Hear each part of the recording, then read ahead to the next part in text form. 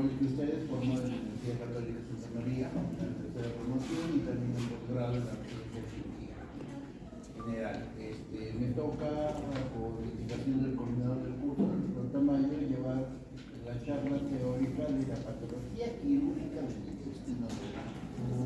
Que inclusive también va a tener el gusto, espero que sea el gusto, de enseñarles a algunos de ustedes el hospital del abuelo, que es el hospital del mundo escolar. Ahorita, por ejemplo, tengo un grupo de prácticas, 14, un grupo muy simpático, muy trabajador. Bueno, me he hecho renegar un poco, pero en general todavía están en la azul. Entonces vamos a empezar. Patología quirúrgica del intestino delgado. El intestino delgado, bueno, el tubo digestivo, empecemos por el concepto del tubo digestivo. El tubo digestivo es bastante largo, ¿no? Va desde la boca, baja el estómago, se vuelve estómago, pasa al intestino delgado en todas sus partes, el duodeno, el yeyuno y el niño, luego se vuelve mágicamente por función intestino grueso, ¿no? que al final hace una estructura especializada que es el recto y que es el ano. En total son más o menos unos 10 metros de longitud. 10 metros de longitud, con todo lo que implica 10 metros de longitud. 10 metros de estructuras que básicamente son lo mismo, pero que varían sus funciones. ¿Por qué digo que son básicamente lo mismo? Porque es un tubo digestivo. En este tubo hay una luz, pero acá hay una mucosa.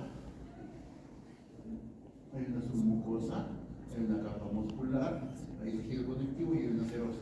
Pero básicamente todo es lo mismo, ¿no? Desde el esófago hasta el recto ano. Tiene una capa, tiene una luz, tiene una mucosa, tiene capa muscular intermedia o no.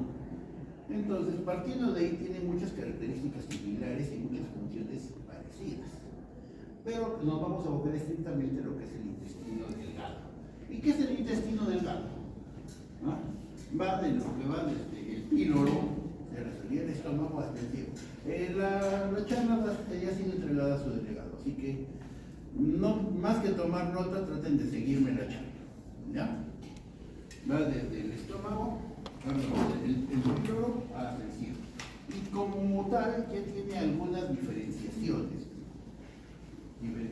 que van a estar dadas por los siguientes puntos. La extensión promedio de un intestino va a estar entre los 4 o 5 metros hasta los 7 metros. Eso es lo que va a extenderse en longitud de este tubo digestivo. ¿Ya? A ver, y a saber, se ha bajado la pila el intestino delgado tiene dos partes, entre comillas. La parte que es el yeyuno y la parte que es el ilio. Solo que esta no tiene una frontera anatómica entre sí. La única forma de determinar qué es yeyuno y qué es ilium es el yeyuno tiene diámetro mayor, pared más gruesa, pliegues más prominentes, menos grasa en el mesenterio y vasos rectos y largos. Y esas cosas, por favor, tienen que tomarle una cierta atención, porque si en algún momento hay que cortar esto, tiene que cortar el mesenterio que te da la sangre y el tubo. Entonces, imaginen planificar la ligadura de un vaso recto largo o un vaso recto corto. Entonces, tienen que ver ahí cómo van a hacer su plan de ligadura para hacer una buena hemostasia, ¿no? Ilium, diámetro menor, pared menos gruesa, menos pliegues, ¿ya? Menos pliegues, más grasita en el mesenterio, o sea, cuando vean las heridas, la parte del mesenterio es más amarillita, más gruesita, en el ilium, y en especial cuando ya va el ilium terminal. Y los vasos son más pequeños, son curvados y más pequeños, o sea, sería más fácil anastomosar o ligar estos vasos. No, perdón, anastomosar vasos no. Ligar los vasos para hacer la anastomosis de la misma. Reitero, no hay una frontera anatómica entre el yeyuno y el ilium, solo pueden darse cuenta por las variaciones. Y este ¿En dónde va a terminar, doctor? ¿Dónde termina el hilo? No, bueno, por ahí va. ¿Dónde termina el hilo, doctor? En la válvula ileocecal. Esa sí es la frontera. Pasa la válvula ileocecal, llega al ciego y a partir de ahí hace vuelta hacia arriba y se vuelve polvo. ¿No?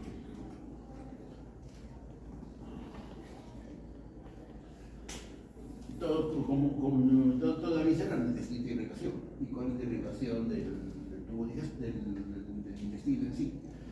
La arteria mesentérica superior. La mesentérica superior, a través de todas sus ramas, va a dar la irrigación al duodeno, al yeyuno y ahí. El duodeno, las ramas de la celiaca y mesentérica superior, al yeyuno, ramas de la mesentérica superior y al ilion, la mesentérica. Todo esto es mesentérica superior. ¿Y por qué esto es importante? Porque todo el riego de todo esto sale de un caño de acá. Y nada más. Si ese caño se tapa, se fragua el intestino. Y eso se llama, doctor, isquemia. Pero es una isquemia de dónde? Es un isquemia mental. Queda eso. Si tapas eso, haces una trombosis. Una trombosis que te va a volar toda la sangre del mesenterio, que ya vemos que aquí quien alimenta a este tubo. Una trombosis mesentérica es una catástrofe. Pierdes de golpe, ¿cuánto? Entre 4, 5, 6, 7 metros de víscera, ¿no? Que solo sale de ahí, ¿ya? Porque a diferencia del grueso, del intestino grueso, el intestino grueso tiene su riego de la mesentérica inferior, pero tiene un montón de arcos. Entonces puede sobrevivir a una oclusión de la mesentérica inferior, porque puede puentear el riego, entre comillas, pero el intestino no. El intestino, trombosis mesentérica, oclusión de la mesentérica superior, chavo intestino. Y posiblemente chavo paciente. Pero eso ya lo vamos a ver. Drenaje, todo lo que ya tiene que salir. Drenaje venoso, vena mesentérica, y drenaje linfático, los ganglios linfáticos mesentéricos. ¿Ya? Vamos bien hasta ahí. Histología, bueno, pues a mi primer grupo de práctica en esta temporada le he dicho de que han pasado 3 años de su vida haciendo cursos de básicas donde tienen ahora que han llegado a clínica que integrarlo en beneficio del paciente. Aquí es donde recién vemos todo lo que nos han dicho, si sirvió todo lo que nos dijeron o no. Y ahí pues mi tubo, aquí está pues mi tubo, y mi tubo es lo mismo. Una luz, mucosa, submucosa, planos musculares. ¿Cómo se llama ese plano muscular que está debajo? Cile. ¿Y por qué es importante ese cile? Circular, interno, longitudinal externo. ¿Por qué es importante? A ver, grupo, alguien de mi grupo, ¿por qué es importante?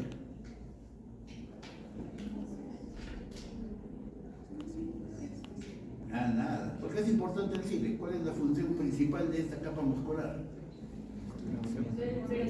Peristaltismo, pues, niños. Y ese peristaltismo está mediado ¿por qué? ¿Qué hay en esa capa muscular? Un par de plexos. Que son los que se van a encargar de... ¿Y por qué eso es importante? Porque si este plexo no existe, por ejemplo en la enfermedad ganglionar, hace lo que se llama la enfermedad de Hirschsprung, en donde tenemos un crío que va a ser estreñido toda su vida, que va a ser un megacolon y posiblemente se enfrente a una hemicolectomía antes de cumplir 10 años de vida. Importante, ¿no? Todo tiene importancia aquí, porque todo puede en relación al mismo paciente. Ahora, este es en un corte. ¿Cómo se llama este corte en histología? Transversal, pero este es un corte, este es el corte para ver la estructura. ¿Cuál es el único cambio que vamos a tener acá? Cada capa tiene cierta diferenciación. Cada mucosa tiene cierta diferenciación. En el caso del intestino delgado, ¿qué va a haber? Las microvellosidades que se encargan de absorber todo lo que comimos, ¿no? ¿Qué más? ¿Qué otra cosa más hay en estas vellosidades? No me digan que no han leído un poco de anatomía o de fisiología, si no me va a dar un patatús. Ya, lo van a leer.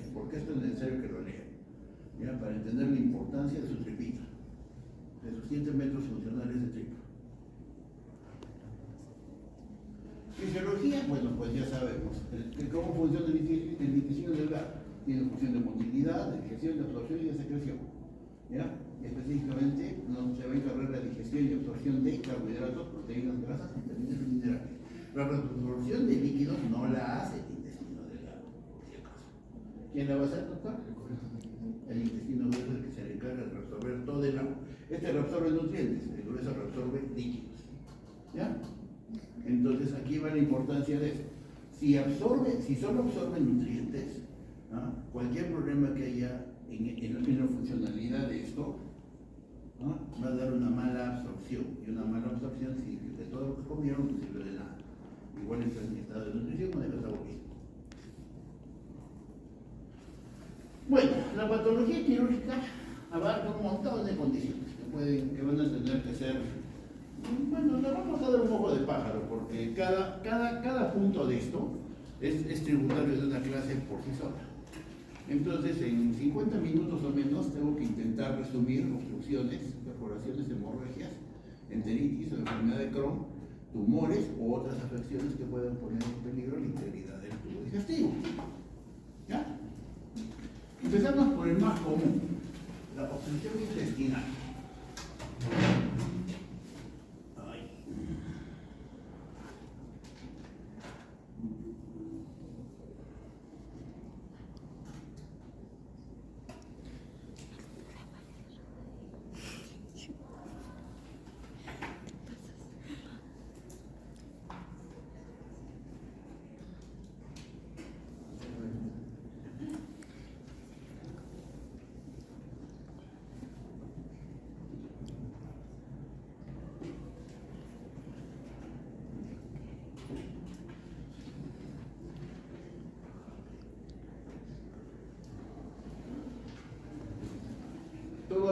Todo lo que entra por aquí tiene que salir por aquí, ¿no?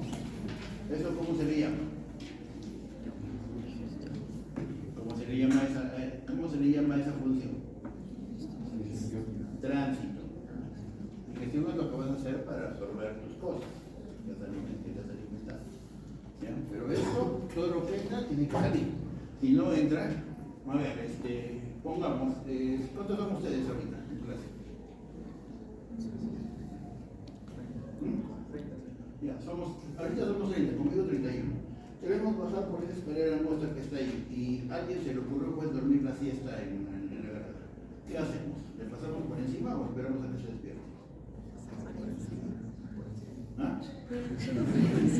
Bueno, lo justo sería que le pasáramos por encima, pero no podemos hacer eso. Entonces tenemos que esperar a que se despierte, pero mientras tanto ustedes 30, más nosotros 30 de la otra salón, más otros 30, quieren seguir bajando y comienzan a acumularse. Pero el bandido no quiere pararse. Entonces ahí está obstruido el paso, obstruido el tránsito. Entonces, ¿qué implica que pase? Que no nos deje pasar, que el tránsito, el paso de todos nosotros se va a acumular ahí. ¿Ya? Entonces la obstrucción intestinal, ¿no? Por clasificación va a poder estar va a ser intraluminal, o sea, dentro del lumen del tubo, ¿no? Intramural en las paredes del tubo, o extrínseca, algo que comprime de afuera del tubo. ¿Ya? Causas, la más común, la adherencia postoperatoria. ¿Y por qué digo esto? ¿Cuáles son las partes de una historia clínica, doctora? Anamnesis. ¿Qué hacemos en anamnesis? Preguntamos, en líneas generales preguntamos. Le preguntamos desde qué tuvo, desde cuándo tuvo y qué le dolió. Y luego lo comprobamos con el examen médico. Entonces,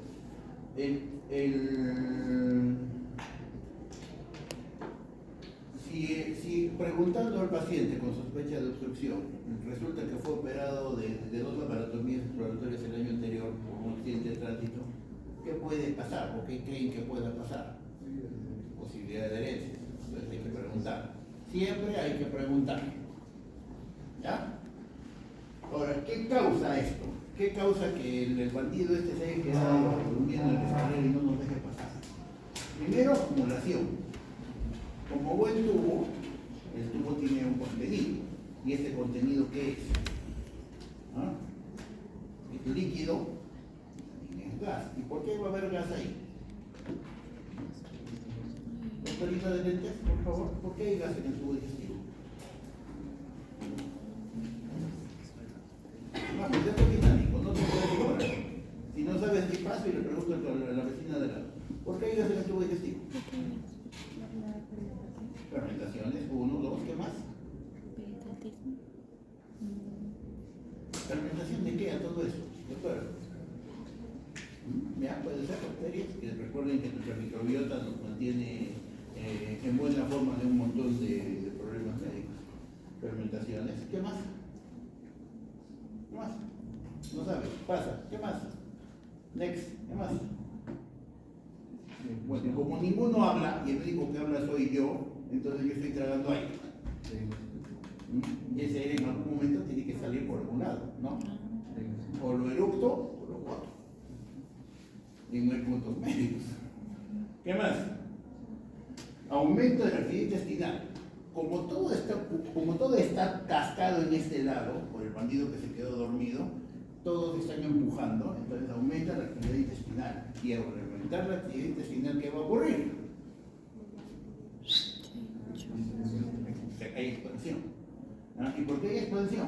Porque en nuestro tubito digestivo tan bonito tenemos una capa muscular que le permite una cierta amplitud, pero ojo, no es eterna. Además que tiene una capa un poquito más dura afuera, que es la más fuerte, serosa. La serosa no expande, la serosa más bien te detiene. Ahí te detiene la serosa. Y la serosa tiene dos cosas graciosas. Primero es dura, porque si no se desparramaría todo. Segundo, la serosa tiene receptores de dolor. Las vísceras, como ustedes ya deben saber, en líneas generales no transmiten dolor. Ustedes, por eso es de que, por ejemplo, una úlcera péptica o una úlcera perforada, ya que han hecho ahorita patología de estómago, no duele hasta que perfora, ¿no? ¿Y por qué perfora? Porque dañó la serosa. La serosa es la que va a decir, oye, acá hay dolor. ¿Ya? Porque las vísceras en sí no duelen, la serosa sí duele. Otro ejemplo más de eso es la cápsula lisa del hígado. ¿No? El hígado en sí no te va a doler, ¿no? Pero la cápsula sí. Y si hay un hematoma, va a distender la cápsula y te va a doler. ¿Ya? Ahora, si hay distensión y aumento de actividad, ¿qué va a haber dentro del lumen? Ahí va a haber más presión. Entonces, hay presión en la serosa, hay presión en la mucosa, que es empujada del lumen hacia afuera, y hay presión de la serosa que evita que esa presión se expanda. Entonces, tienes una presión acá y otro que te aplasta acá. Y al final, ¿eso qué va a ocasionar?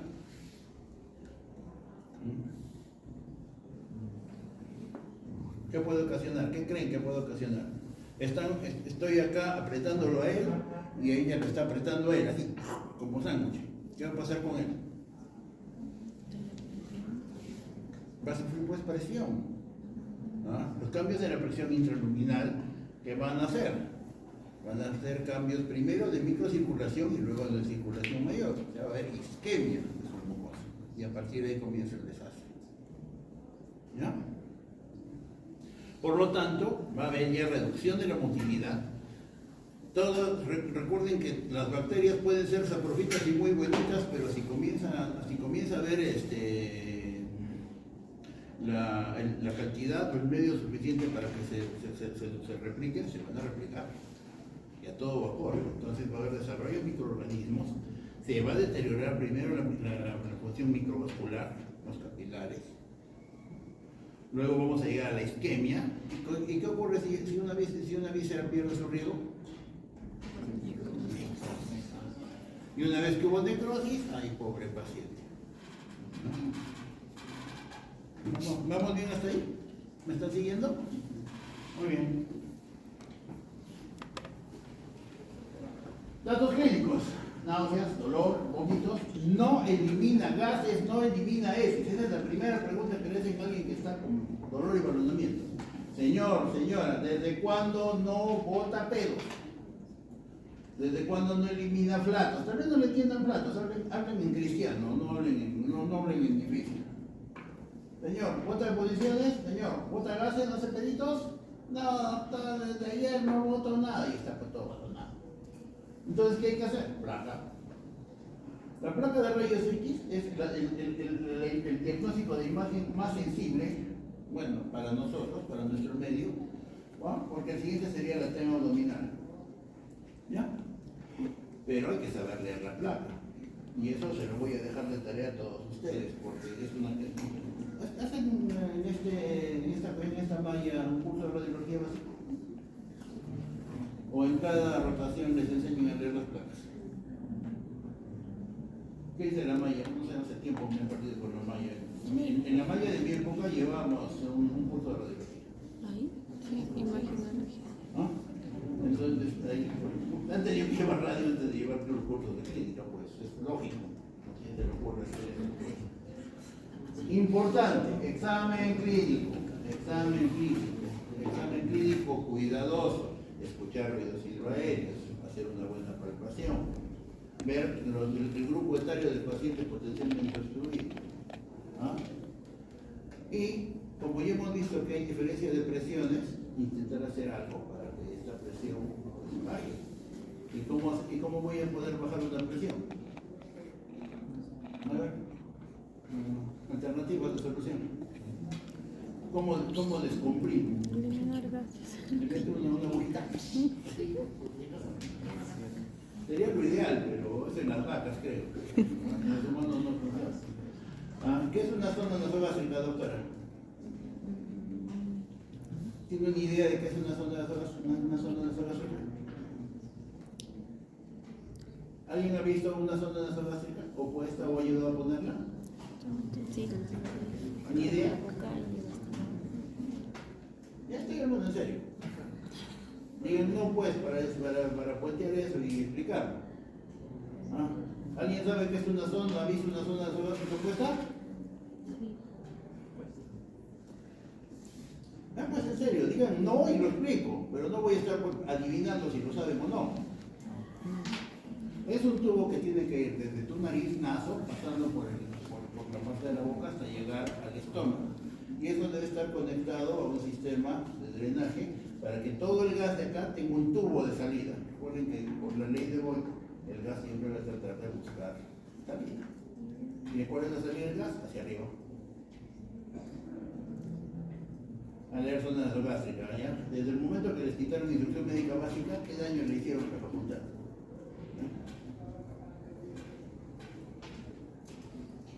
A ver.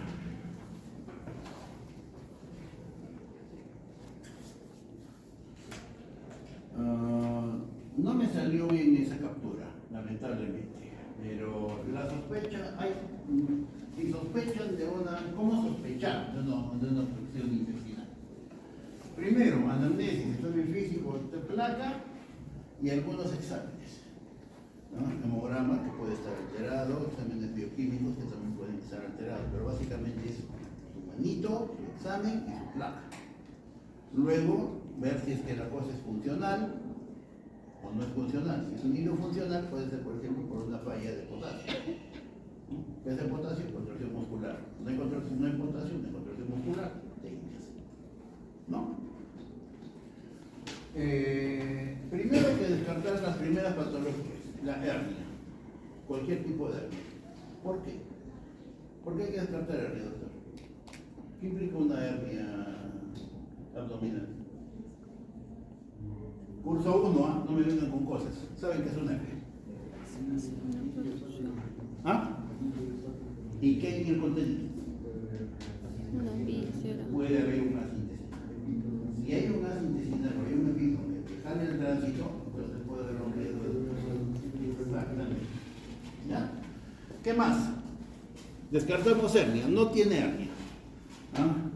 Hay que descartar signos de gravedad, compromiso hemodinámico. Como hay secuestro de líquidos, está deshidratado. ¿Qué hay que hacer? Con resucitación con fluidos. ¿Qué más?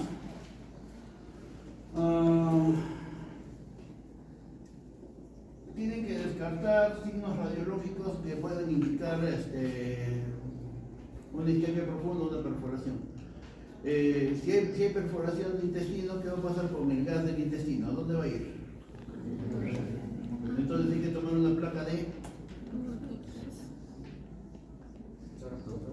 ¿Cómo descartan una perforación de víscera hueca? ¿Ah? Ya, pero tiene otra cosa más. ¿Qué tienes que buscar? ¿El término cúpula diafragmática es conocido? Hay que tomar una placa de rayos X de cúpula diafragmática. Entonces van a ver gas así, acá arriba. Era la que comenta su compañero. ¿Ya? Entonces, ¿qué más? ¿Es quirúrgico o no es quirúrgico? Primero, manejo médico. ¿Ya? ¿Y cuál es el manejo médico? Sonda nasogástrica arriba, sonda rectal abajo si se puede. Si llegado el caso, un enema evacuante para ver si con eso descomprimir y se arregla. ¿No? Aunque el enema funciona más en lo que es la parte del trigger terminal y colon, ¿no? Para absorción intestinal es siempre arriba. No son las zonas. ¿Ya? A ver, ¿cómo tratamos esto? Manejo médico, reanimación, sonda nasogástrica con reposición de pérdidas. Ojo, muchas veces se pone la sonda, bota como 1000 de gasto en la sonda. Si es alimonado o si es vidrioso, no importa, es funcional, pero si es colorcito medio caca, que se llama porráceo, ahí sí nos preocupamos, fecaloide, ahí sí nos preocupamos, porque ahí sí es una obstrucción más seria. ¿No? Pero si botas 1000, tienes que devolver 1000. ¿No? ¿Se acuerdan cómo se hace un balance hídrico? ¿Cómo es un balance hídrico? Ingresos y egresos. Donde calculas todo lo que entra y todo lo que sale. Y entre las cosas que tienes que ver que sale es el gasto de una sonda o el gasto de una fístula, si es que hay una fístula. Porque si no está compensado, recuerden que todo lo que sale tiene una concentración de electrolitos que tienen que compensar. Ahorita si nos ponemos a ver cuánta es la cantidad de electrolitos en jugo pancreático, contenido intestinal, vamos a llorar todos porque no me va a contestar nadie. Así que por eso ni la voy a preguntar, pero todo lo que sale tiene que ser repuesto, ¿no? Y todo lo que sale tiene una concentración de electrolitos que deben compensarse, y por eso tienen que tener, si no tienen un buen laboratorio que les dé electrolitos, por lo menos sabiendo cuál es la composición, pueden empezar la reposición. ¿Ya? Progresión clínica, presencia de signos peritoneales, leucocitosis. En un inicio no va a haber leucocitosis, pero luego, como hay crecimiento bacteriano, luego hay translocación bacteriana y comienza la isquemia y por lo tanto comienza a haber la sepsis, ahí comienzan los cambios en el hemograma. ¿Ya? Fiebre. Por favor, nunca olviden que la fiebre es importante. La fiebre puede no ser nada, como puede ser todo. Me acuerdo que una vez cuando empezaba a trabajar, yo trabajaba en Mollendo, en el hospital de Mollendo, primero como médico general y luego hice la residencia como de staff. Y dentro de eso, en una ocasión, porque como siempre en una emergencia, me venía de todas las edades, me vino una señora muy linda que me dice, doctor, mi hijito tiene fiebre, es grave. ¿Es grave o no es grave?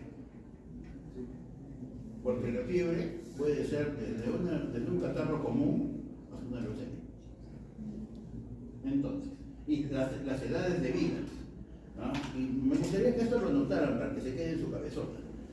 Viejo con fiebre es viejo en problemas. El adulto mayor no hace fiebre. Pero si tienen un paciente de 70 años que viene con fiebre y dolor abdominal, preocúpense, ese señor sí está enfermo. ¿Ya? Nunca dejen pasar eso. Viejo con fiebre es viejo en problemas. No me lo dejen. Ahora, las obstrucciones van a ser totales si está ocurrido todo el lumen, ¿no? O van a ser parciales. Si no está ocurrido, si la obstrucción es parcialita nomás. Manejo médico. Todo lo que estamos hablando ahí es manejo médico. ¿Bien? Manejo médico. Cirugía si pasa obstrucción completa, o sea, si ya no hay tránsito, definimos que ya no hay tránsito, ahí sí tiene que considerarse opción quirúrgica. ¿Y qué vamos a hacer? Con un punto más. Si la obstrucción es de intestino, de asa delgada intestinal, o si se sospecha que hay compromiso vascular, o si se sospecha que hay ruptura, la cirugía es inmediata, no la pueden delegar. Hay que hacerlo lo más pronto posible, por razones obvias. Mientras más rápido actúen, más rápido van a poder recuperar la funcionalidad del tubo, o sea, hacer otra vez el tránsito y poner la funcionalidad del tubo como tal, ¿no? Sin tener que cortar y unir. Porque si tienen que hacer una resección, o sea, un corte, esa resección implica que por un tiempo esto va a estar afectado, ¿no? Este paso, este tránsito va a estar afectado. Pronósticos. Si no se trata de una obstrucción total, el paciente morirá. ¿Ya? Si no se trata, es más, me atrevería a decir, si no la tratas a tiempo, el paciente morirá. ¿Y qué significa tratar a tiempo? Operarlo, si es que tienes que operarlo en el momento adecuado, en las condiciones que le permita sobrevivir a la cirugía. Que se puede operar todo, se puede operar todo, pero que el paciente lo cuente es otra historia. Y el objetivo de la cirugía es que tu paciente cuente el procedimiento a sus hijos. Y ya me operaron entonces. No, en la misa de 7 días, lo operaron a mi papá, pero mal y tal. ¿Ya? Crohn. ¿Qué es la enfermedad de Crohn? Lo van a ver todavía en un montón de clases más en la enfermedad de Crohn. Lo van a ver en pediatría, lo van a ver creo que tienen una clase específicamente de Crohn. Así que lo daremos un poco rápido. La enfermedad de Crohn es una enfermedad inflamatoria intestinal que va a causar estrechamiento, una estenosis, o que va a causar ocasionalmente obstrucción del intestino delgado. Más o menos en el 25% se ubica en el hilo terminal, con dolor abdominal, masa abdominal palpable, posibilidad de anemia, de desnutrición, asociado a otros problemas de índole inmune como uveitis, artralgias, pioderma cutáneo, colegitis esclerosante, ubicado habitualmente en hilo terminal. Tiene mucho componente genético entre la segunda y cuarta década en una población de judíos mediterráneos, que son los judíos africanos. En rayos X se les llama, se les dice el signo de la cuerda, porque van a encontrar esto. ¿Ya? Es como nudos de cuerda. Puede obstruirse, si se obstruye tiene que operarse.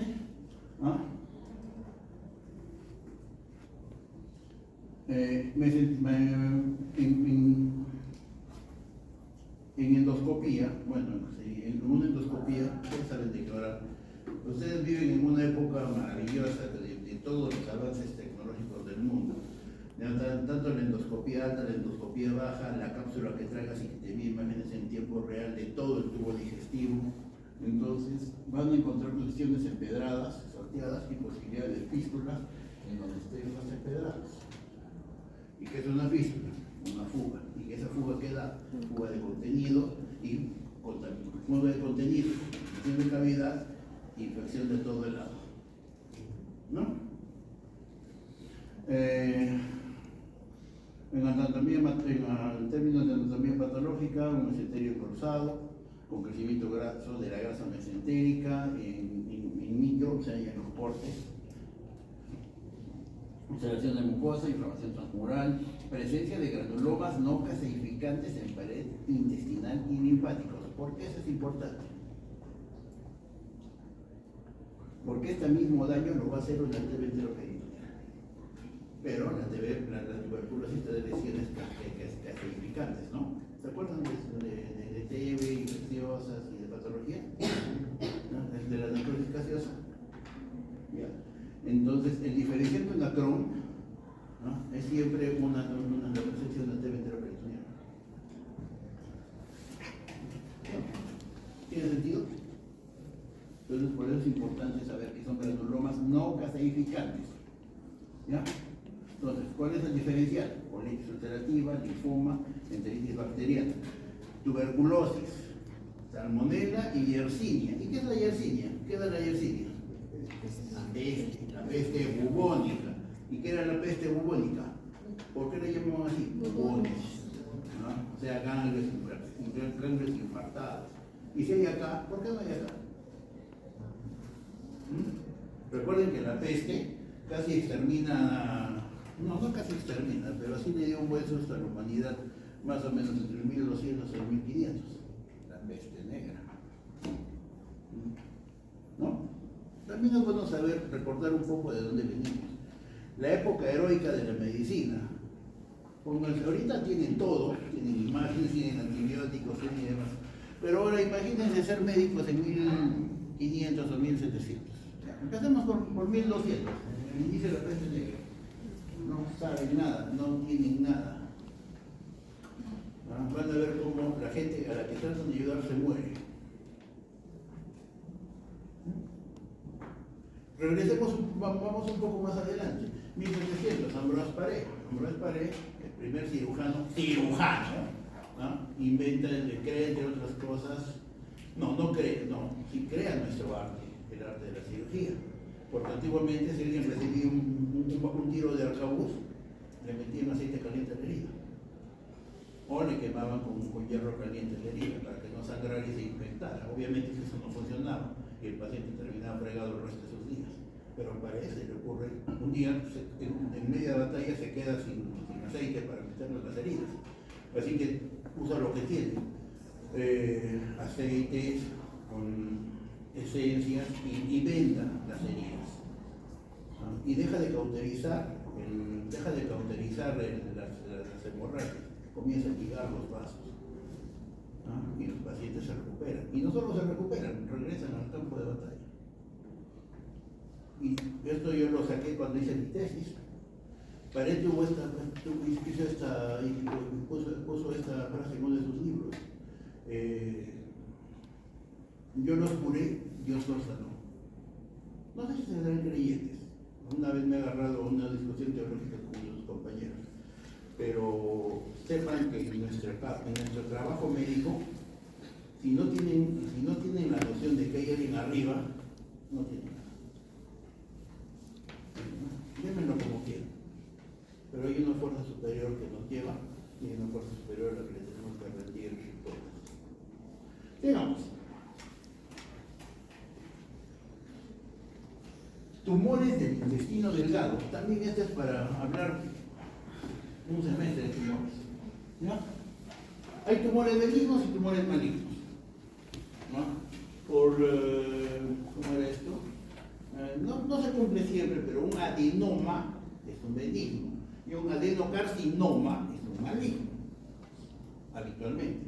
Entonces los adenomas, recuerden la cantidad de estructuras que hay en el tubo digestivo, entonces puede haber de todo, puede haber adenomas de glándulas, puede haber sarcomas de músculo, puede haber tumores de estroma, de lo que está en la parte del estroma, en la submucosa y en la mucosa. ¿Ya? Entonces cada una de estas estructuras puede o crecer o malignizar, ¿no? Entonces también tenemos un poco que saber. Son raros, pero son. ¿Ya? Por ejemplo, el adenoma puede ser premaligno, ¿ya? Es 10 veces más común que los tumores malignos. O sea, es más fácil que encuentren un adenoma que encuentren un adenocarcinoma. Pero si encuentran un adenocarcinoma, estamos sin problemas. Porque al ser un tumor maligno, recuerden que la malignidad de un tumor está dada por la... No, antes de eso. ¿Ah? No. Diferenciación celular. Más indiferenciado, más peligroso. ¿Ah? Si me encuentro un adenocarcinoma medianamente diferenciado, localizado, va a tener mucho más pronóstico que el mismo adenocarcinoma indiferenciado con metástasis embrionales. ¿Ya? El nivel de diferenciación lo va a hacer todo.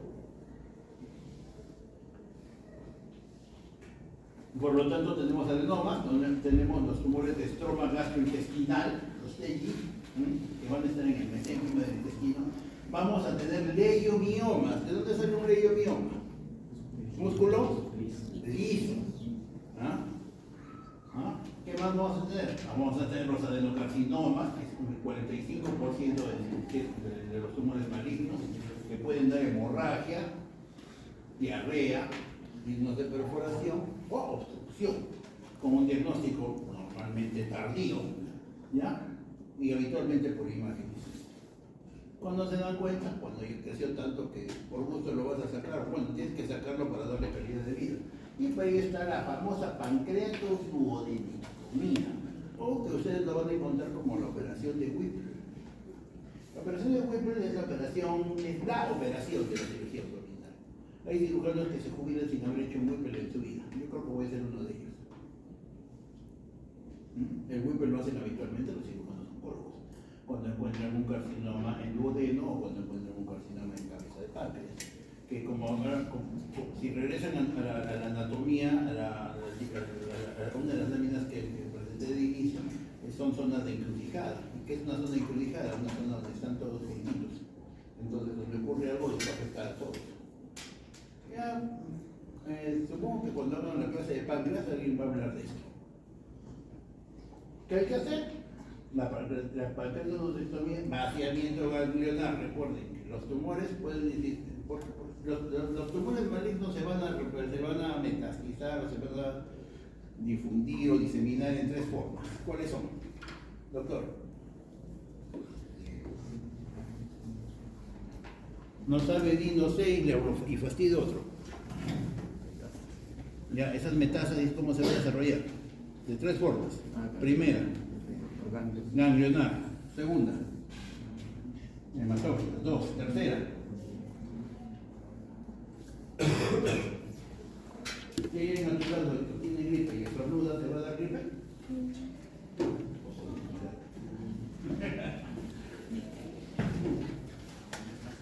No, entonces esas son las tres formas que un tumor disemina, que un tumor maligno disemina. Por lo tanto, ¿qué hay que hacer? Sacarlo de órganos. ¿Qué más hay que hacer? Tener cuidado que no se diseminan por micrometástasis. ¿Por qué es tan agresivo el cáncer de mama? Porque el cáncer de mama tiene la malísima costumbre de ser micrometástasis por vía sanguínea. Por eso es de que hasta los pacientes que en teoría han sido operados rápido y a tiempo, les mandan su curso de quimioterapia. Porque si no hacen eso, en unos 3 o 5 años, en una placa de control, sácate metástasis pulmonares o sácate metástasis hepáticas.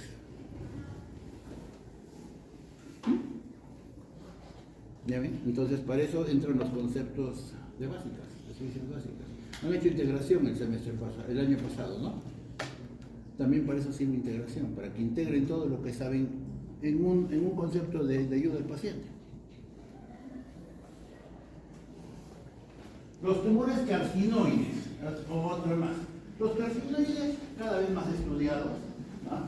Son a base de células cromafines o son proliferación de células cromafines que van a causar lo que en medicina se llama el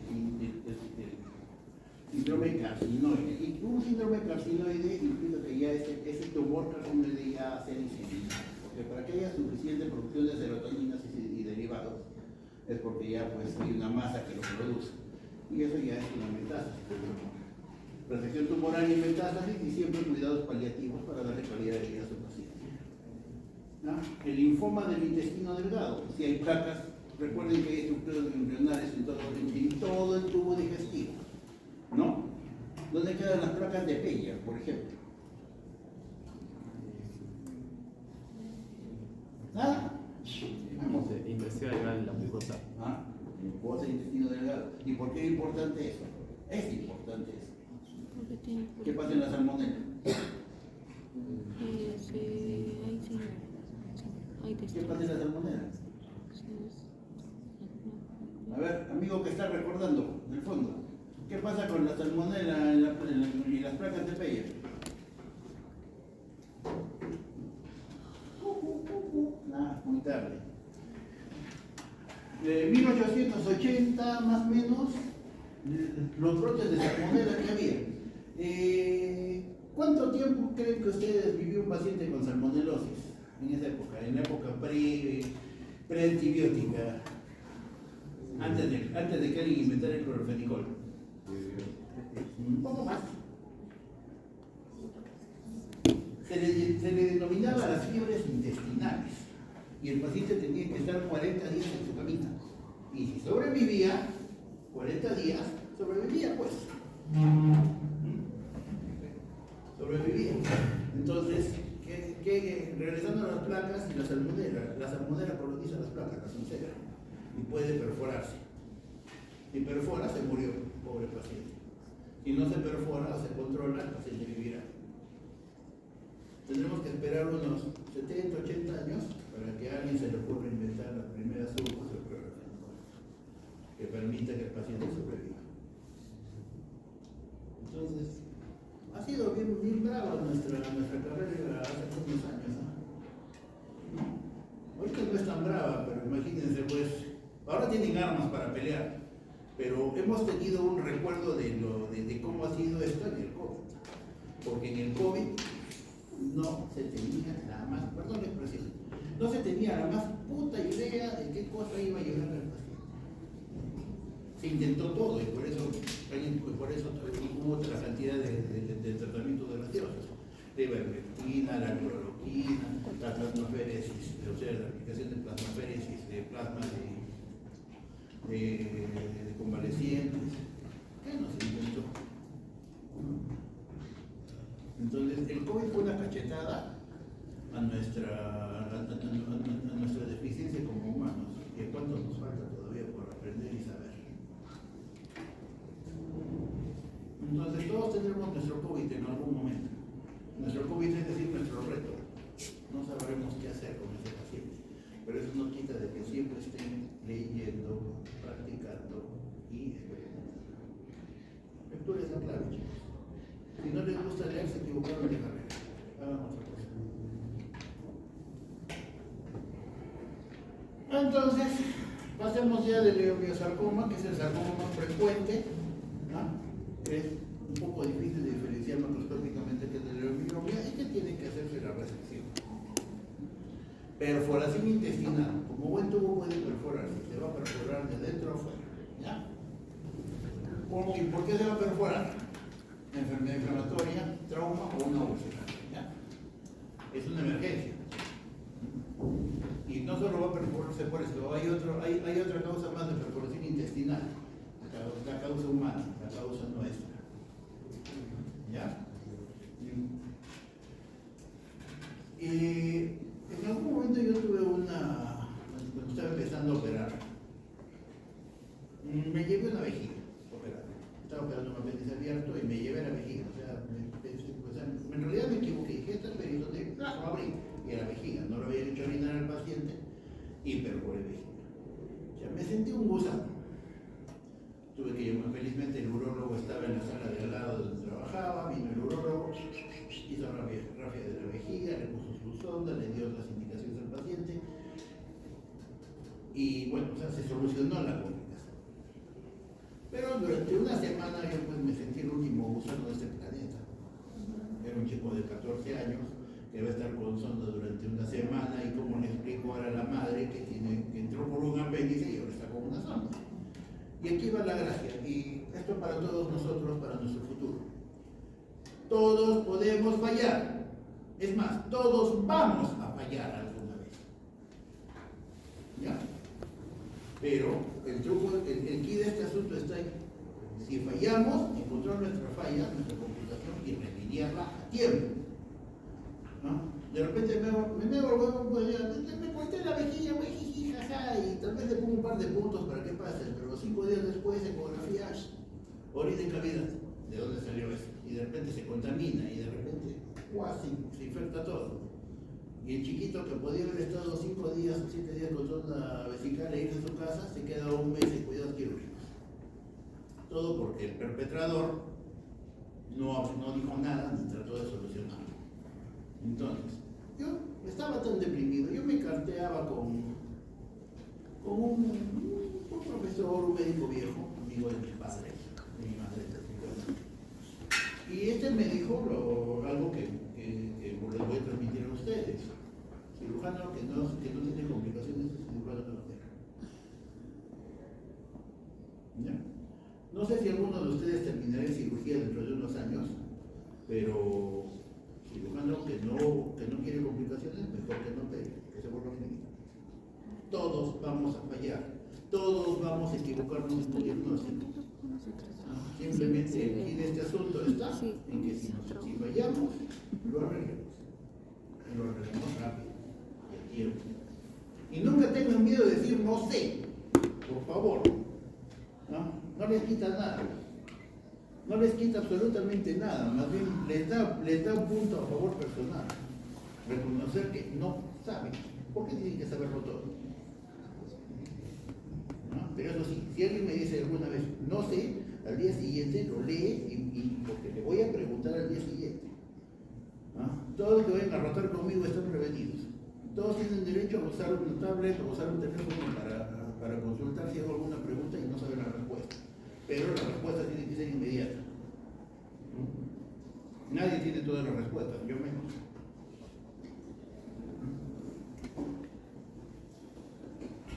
Causas de la perforación: trastornos gastrointestinales, diverticulitis, traumatismos, obstrucciones, cirugía abdominal previa. ¿Y por qué cirugía abdominal previa? ¿Alguien sabe qué es un plastroma ventricular? ¿Ha escuchado ese término? Masa formada por qué?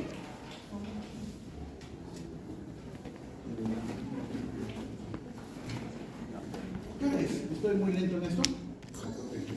¿Hasta qué hora tenemos? ¿Ya son más de las 4? ¿Usted ya terminó la clase? ¿Tienen algo más que hacer o para correr? Entonces no hay mucho más que decir. Correremos. Sintomatología: dolor, distensión, fiebre, taquicardia, náuseas. Diagnóstico: placa, imagen, exploración quirúrgica, o sea, la trastorno exploratoria. Tratamiento quirúrgico para reparar perforación y eliminar contaminación bacteriana. Isquemia cuando tiene síntomas: dolor, mucho dolor. Alguien paciente que entra doblado de 6 de dolor, tengan cuidado con tal vez sea eso. Así que hay que descartar. Intestino corto. El intestino corto cada vez es más común porque como hay tanta cirugía bariátrica, a veces cuando hacen el bypass intestinal como que miden mal, miden poco y al final el paciente termina con problemas del intestino corto. Diverticulitis, una alteración o un chitón, que puede ser con parcial o total en la pared del tubo digestivo, trombosis de la arteria mesentérica. Ahora, ¿cómo lo tratamos? Resección. Resección es cortar un pedazo y unirlo. ¿Y cómo son las reparaciones? Término terminal, término lateral o lateral. El tubo digestivo tiene la buena ventaja de que pega al toque. No sé si alguien se habrá mordido alguna vez la mejilla, ¿no? Cuando alguien se muerde, ¿en cuánto tiempo se repara la boca? 3 días, en 2 o 3 días ya no hay ni cuento de esto. ¿Ya? Pero, ya, aquí ve el pero. Los profesores antiguos decían de que el intestino pega hasta con moco. Pues es fácil que el intestino pegue, salvo en una zona que hay que tenerle demasiado cuidado, que es el duodeno. El duodeno tiene poca inervación, tiene poca irrigación, por lo tanto cualquier cosa que ocurra en el duodeno, el paciente le va a jalar al resto de sus dientes.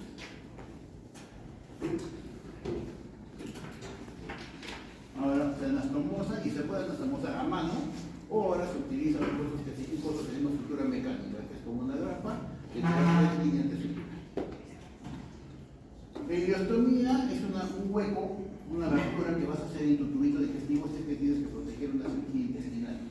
Y ese hueco va como un drenaje a una zona fuera. Importancia: siempre, toda ileostomía implica un gasto de líquidos, un gasto de electrolitos que tienen que ser compensados.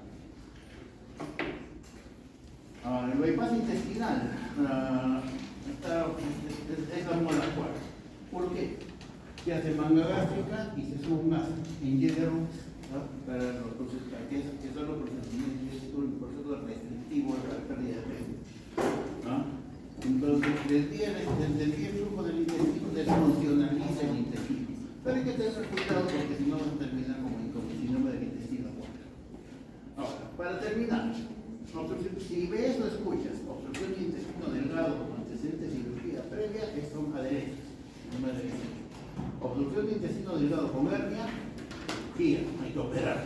Obstrucción de asa, cirugía de emergencia. Divertículo de Meckel, hemorragia digestiva con hematopesia. Considera una hemorragia digestiva mediana, ¿no? Porque la alta es melena, la media es hematopesia, la baja es.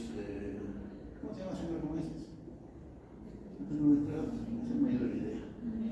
Grasa en el ilio, enfermedad de Crohn con obstrucción, fístula o hemorragia, cirugía. Y por último, para no fastidiarlos, el diagnóstico y el tratamiento de la patología quirúrgica del intestino delgado puede requerir combinación de técnicas diagnóstica, ¿no?, de imágenes y de laboratorio y procedimientos. La edad del paciente y la presencia de estas condiciones influyen en el tratamiento. La cirugía intestinal puede ser bastante complejo y su cirugía, su recuperación, demora tiempo. No es lo mismo operar. ¿Qué edad tienes?